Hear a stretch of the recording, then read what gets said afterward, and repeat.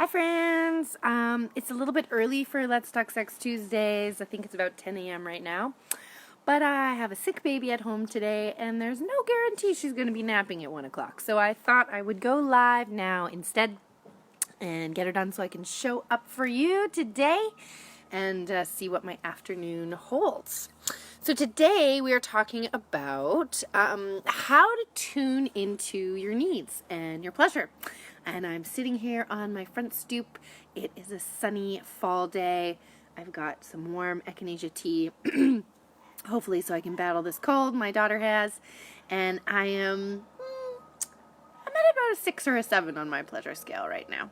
So if you think about your pleasure scale as a 1 being like not in pleasure at all, that might mean you're in distress or you're just frustrated, irritated, uncomfortable physically. A 1 is like, meh, all things are not good. And a 10 is I'm feeling ecstatic and full, or I'm feeling relaxed and easeful, I'm feeling joyful, or I'm full of sexual pleasure.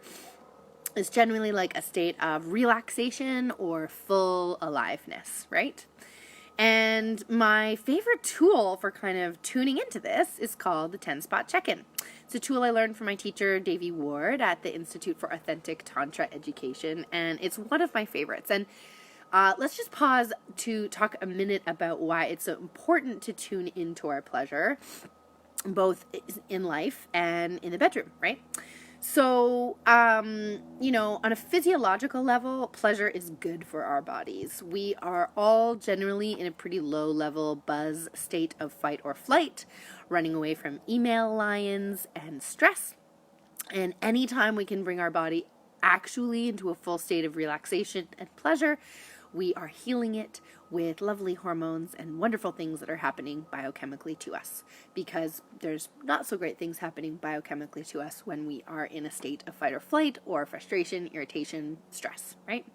So this is not about being happy and positive all the time and never acknowledging the low moments in life and skipping through them. What this is about is being mindful about where our attention is and inviting ourselves to step into pleasure and relaxation whenever we can to literally heal the body biochemically, right? Also, it's just pretty nice to be more in pleasure than it is in frustration, right? So that's one reason. From a sexual perspective, from a bedroom time perspective, our bodies can often step into fight or flight inadvertently without us really even realizing it. And we need to be in a relaxed, open state of pleasure in order to have those wonderful orgasms and that yummy pleasure that we're all always talking about. So if there's tension in the body, if we're in any state of frustration or irritation, then we're not going to be experiencing the pleasure that we want to experience.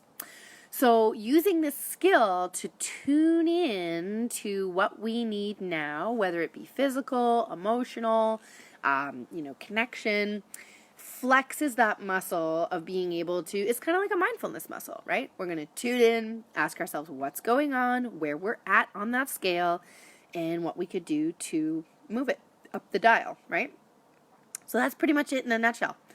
I like to set a reminder on my phone for as often as I can, every hour, every couple of hours, morning, evening, and afternoon, to do my 10-spot check-in. And all you're going to do for your 10-spot check-in is take a minute and pause from whatever you're doing, close your eyes if you can, take a nice deep breath, and ask yourself, where am I on my pleasure scale? Where am I on a scale of 1 to 10? Am I in total and complete utter bliss and pleasure? Or am I not? And if you're not, no matter where you are on that scale, the next question to ask yourself is there anything I can do to move myself up just a notch or 2, right? The goal doesn't always have to be a 10. I like to always start with the physical stuff. So, am I thirsty? Am I warm enough? Are my feet chilly, right? Am I sitting in a chair that's uncomfortable? What low-grade discomfort am I sort of tolerating and not paying attention to? And is there anything I can do? Can I get up and move around for a minute? Can I get a glass of water? Can I put some socks on, right? we'd be surprised how often we can find the smallest little nagging gremlin. But that could move us up from a 6 to a 7 or a 7 to an 8, right? And it's interesting to tune into what low grade stuff we're sort of enduring without observing, right? We're just sort of tolerating it and we're not even conscious that we're tolerating it. It's one thing to be, in a blizzard, being rained on and totally uncomfortable and aware of the fact that we are uncomfortable, but there's nothing we can do about our situation. And it's quite another to be tolerating, your feet are cold and you really need a glass of water, but you just didn't even tune in to pay attention, right? So tuning into that scale and then asking yourself the question gives you a moment to have dialogue with your body, right? And if you listen, your body will say, I'm thirsty, or we really need some socks right now.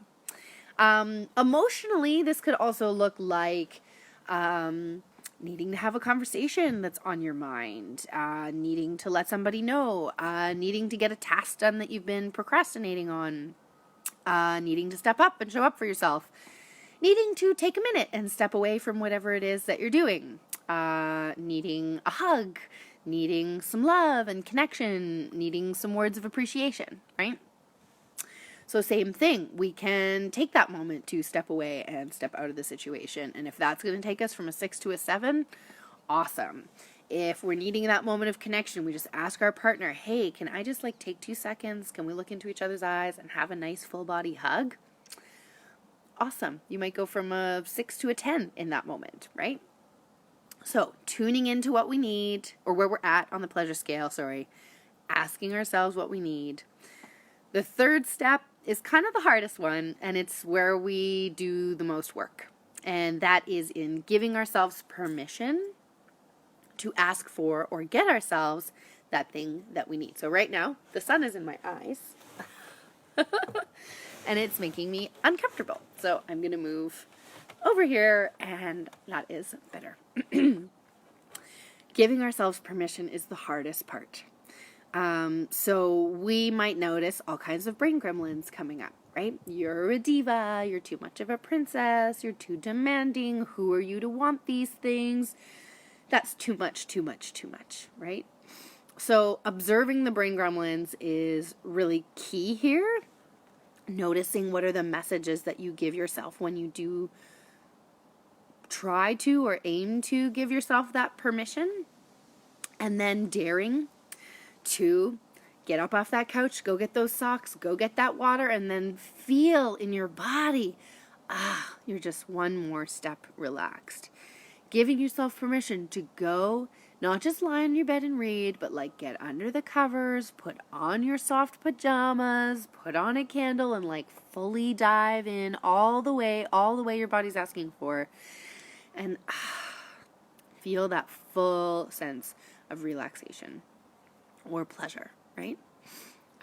It also means giving yourself permission to ask for what you need when you can't give it to yourself. Asking for that hug, asking for those words of affirmation.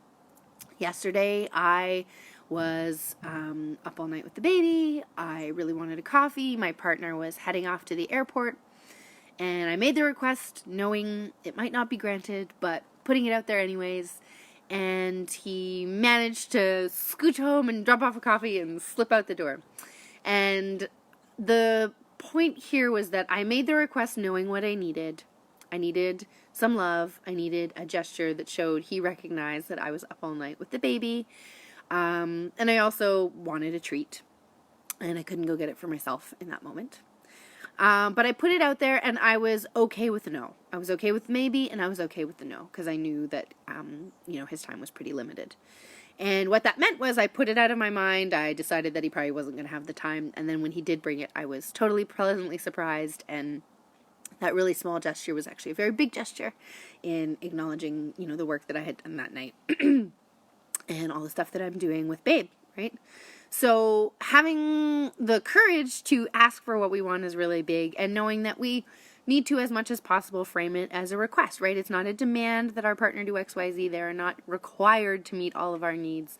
But when we can sit with ourselves, look at what we think we might need, and give ourselves permission to ask, be open to a no or a maybe or a counteroffer, we can step much more clearly into pleasure in life and in the bedroom, right? So this permission piece is what's so critical in the bedroom.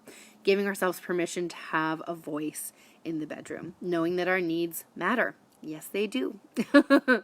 Our desires matter. They are okay. They are not gross. They are not dirty. They are not weird. They are not boring. They are our needs and our requests. This simple practice has totally changed the way I show up in the bedroom in terms of my ability to ask for what I want.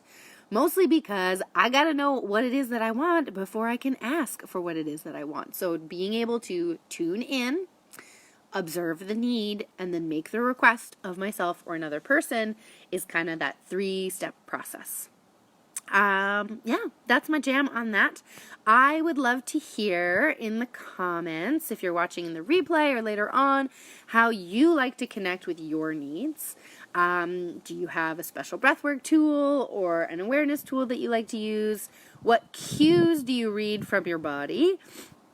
How do you know that your body is communicating with you that it needs something, either sexually or non-sexually? And what's your relationship with asking for what you need? Do you feel that permission? What brain gremlins come up for you? What's going on there? And how can I help? Thanks so much for listening today. That's our edition of Let's Talk Sex Tuesday this week. Make sure that you share the video far and wide. And if you are digging what I am sharing, please make sure that you sign up for my newsletter. Head to the website, scroll to the bottom of the home page, and check out the Get in the Convo link. I share a blog every week. I share reminders for Let's Talk Sex Tuesday, and the replays you can always catch there. I don't spam you with a million emails, but I let you in on my tips and tools and special offers. See you there, and we'll talk soon. Bye, loves.